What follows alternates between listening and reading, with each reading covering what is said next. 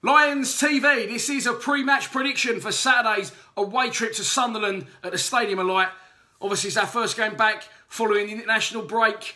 We wasn't doing too clever before that, was we? Not as bad as Sunderland, though. They are absolutely rock bottom of the Championship after being relegated from the Premier League last year.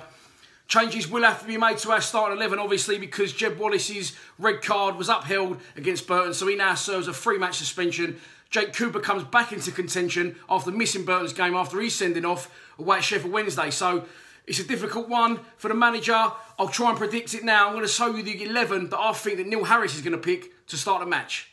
In goal, Jordan Archer, more saves than any other Championship goalkeeper this year. Work that one out. Back from international duty at right back, it will be Conor McLaughlin. James Meredith on the left. Central defence, I think he's going to stick with the club captain, Tony Craig, with Sean Hutchinson alongside him. I think you're going to see the onion bag switch to the right of midfield with Shane Ferguson on the left, Georgio Saville and Ryan Tunnicliffe in the centre of midfield, and up front, Steve Morison and Lee Gregory. Is that the team that I would start with? No, it isn't. Each to their own, but I wouldn't start that side. This is the side I would put out. There you go. There's changes that I've made there is I will bring in Jake Cooper for Tony Craig at centre defence. I would leave Aiden on the left and bring Fred Onyedinma in on the right. Central midfield, I bring in Ben Thompson for Ryan Tunnicliffe because I just think you're going to get more energy out of him in a game. And, you know, sorry to say, up front, I will play Lee Gregory and Tom Elliott. I've sort of contradicted himself a little bit, haven't I? But I'll explain my thinking behind that. Listen, I don't think long-term, I've said it before, and I'll stick to what my opinion, it's only my opinion, I don't think Tom Elliott is long-term going to be the answer for Millwall as a centre-forward. But unfortunately, let's have it right. Let's just call it as it is. We ain't scoring enough goals. That's a fact. Tom Elliott's come off the bench and scored. He started against Sheffield Wednesday, he scored. And he's more than entitled now for his shot at a starting place, especially against Sunderland. Their defence, leaking goals, they're struggling. They're bottom of the league. I just think the big battering ram can come in. And, you know, he might not do it. He might do it. Hopefully he does. Moving on to the opposition, Sunderland, obviously, look, Premier League club.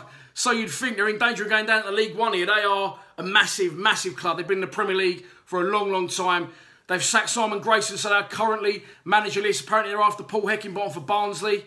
And also apparently now that the Northern Ireland manager has turned down the job. So they're a club in dire straits. And we've seen it happen before with Man City, with Blackburn. Who's to say they can't go back to back? They can't go down again. It can absolutely happen, and they need to dig themselves out their hole. It's a tough one for me to mark a danger man for them because they're struggling that bad. I would say Lewis Grabban, but I think he's going to get the old shake of, as he usually does, Millwall White. It's going to be an absolute battle up there. That's a fact, but this is a pre-match prediction, so I've got to say what I think. You know, they haven't won at home in over a year, and unfortunately, the law of averages says they are due one. I know they've been due one long before a year, but I've just got an horrible feeling we're going to lose the game. I think it's the first time I've said that all season, once or twice maybe. Before we wrap this up, just hold my hands up. I'm not going to Sunderland. I'm absolutely gutted. I have got a match ticket. If anyone wants it, you can have it. I don't want any money for it. I've bought a ticket with the intentions of going, but I've been working silly long hours.